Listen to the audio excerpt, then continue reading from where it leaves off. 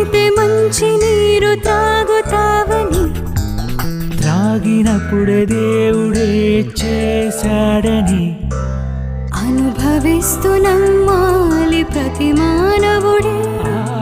భూమినంత నింపాడు ఆ దేవుడే.